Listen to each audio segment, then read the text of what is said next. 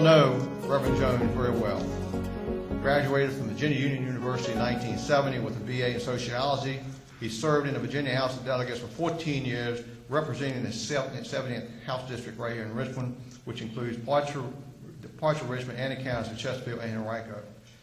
He's a former chairman of the Richmond School Board and a former chairman of Richmond Renaissance. He is a founder of the South Richmond Senior Center and the Amana Integrational Community Development Corporation.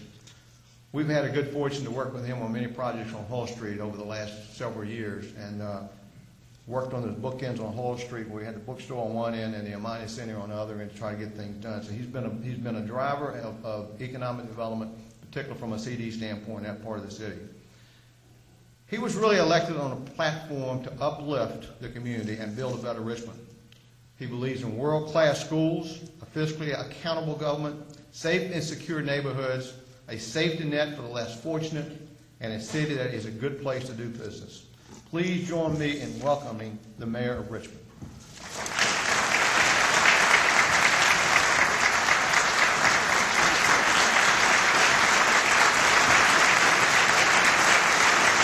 Thank you very much. Thank you very much. Boy, this is a great view from up here. It just really shows how much excitement and enthusiasm we have in our city and in our region. And I don't know about you, but I think Richmond's a pretty good place to live and do business, don't you?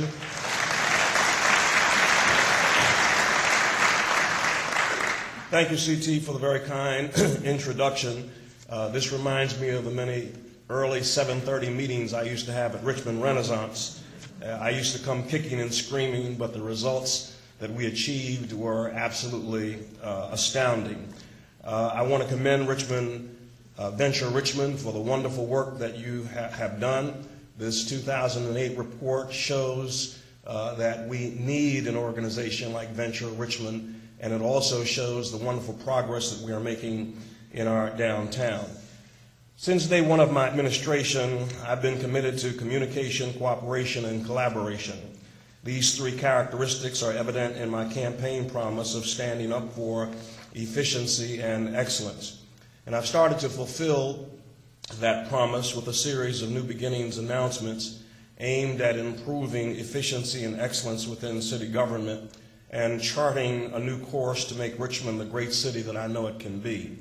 So far, we have announced recognizing the work of city employees and ensuring ethical expectations. And it's important for you to know that in spite of what you hear, in spite of what some people say, there are 4,000 hard-working, dedicated, and committed civil servants that work in the city of Richmond every day.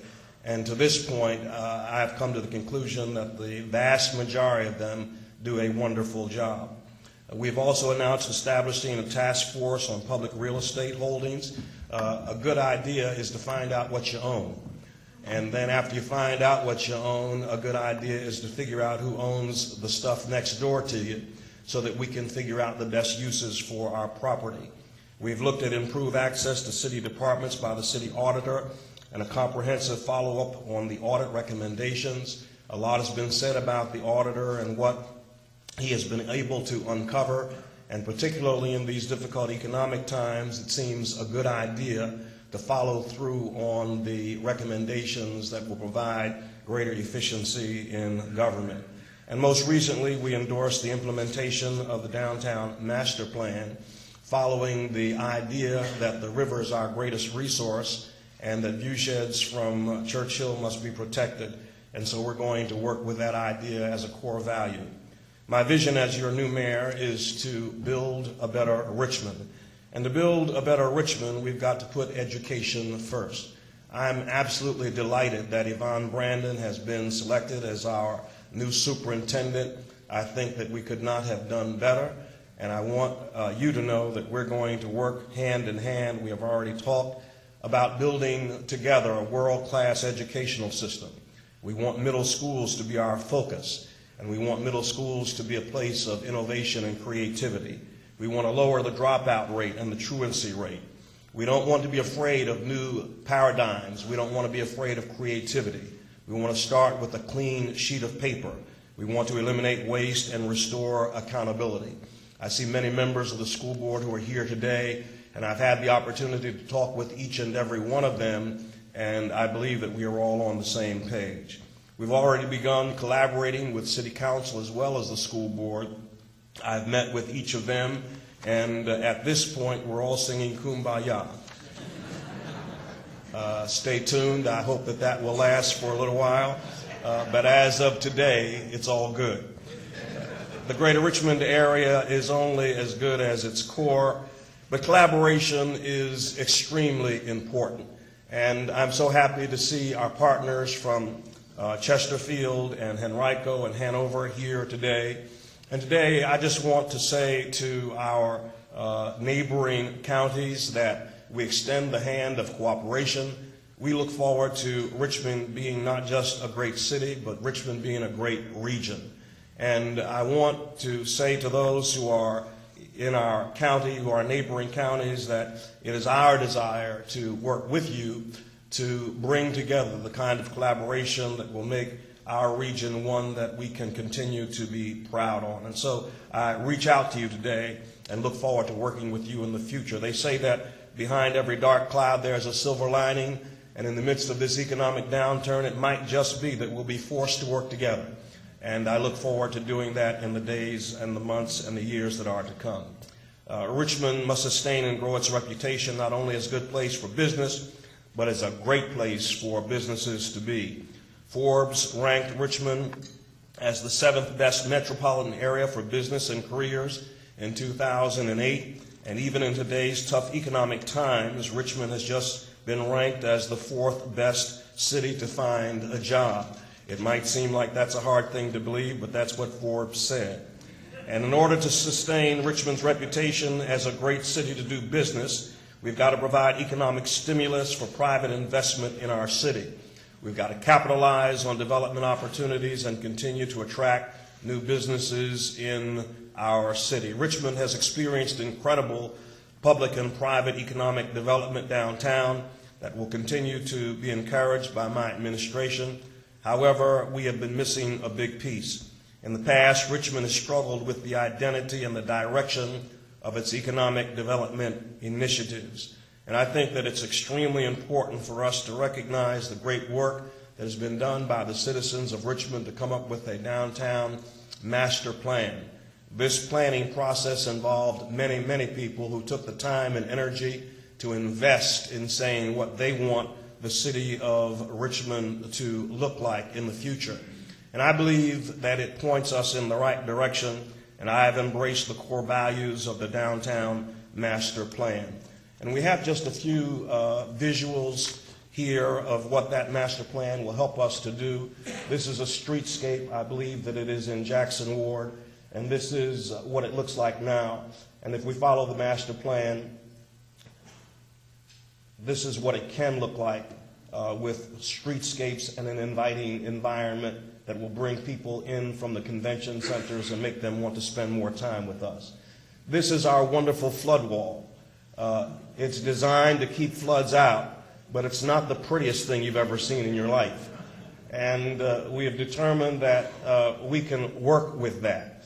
And so we want to do some things with that, and this is what it can look like. We can build walkways along the flood wall. We can put greenery where the rocks are, and it can be a very interesting place. Now, I have to be candid and forthright with you. This after picture is in Paris.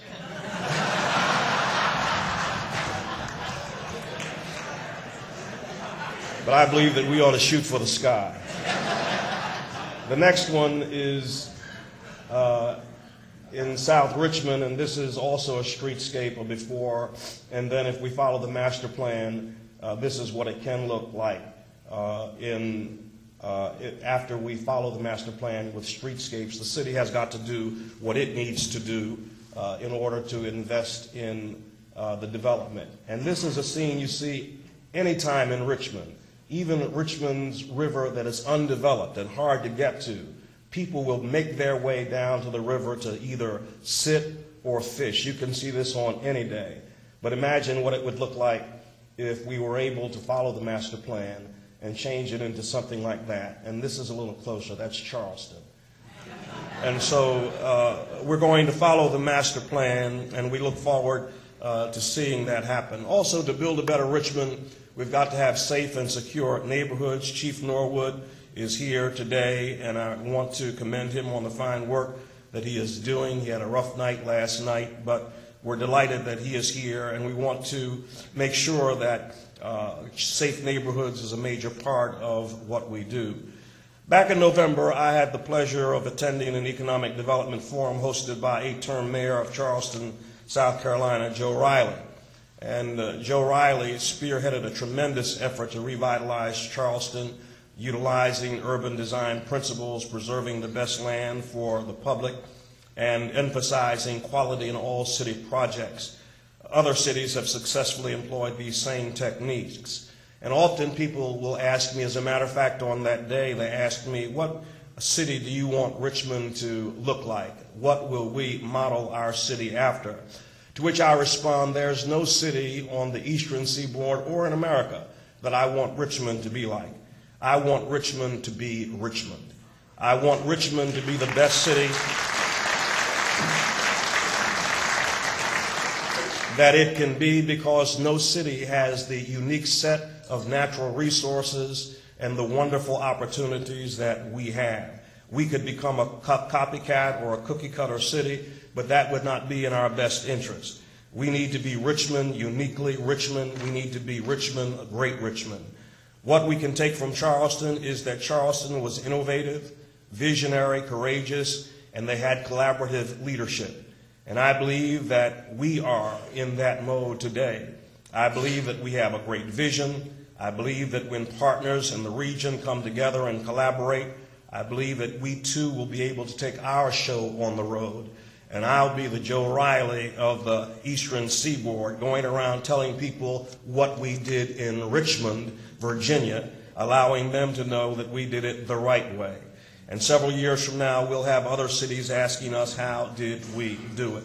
Now, I want you to know that there was a piece in the newspaper not long ago. John Meeser, who is generally very positive, but he's a wonderful political analyst, had this in a Times-Dispatch column.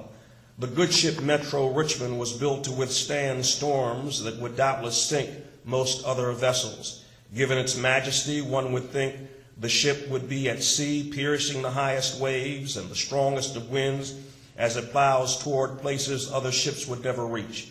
Unfortunately, it remains safely anchored in the harbor where it has been for decades. I'm here to say that we're ready to take sail. We will no longer be in the harbor, but we're going to cast out into the deep waters, even in difficult times. And I believe that we're going to chart a course that will make you proud, will make all of us proud, to be able to say that we are from the greatest city in America, the city of Richmond, Virginia. Thank you very much for allowing me to come today and share these moments with you, and I look forward to working with you in the years that are to come. Thank you very much.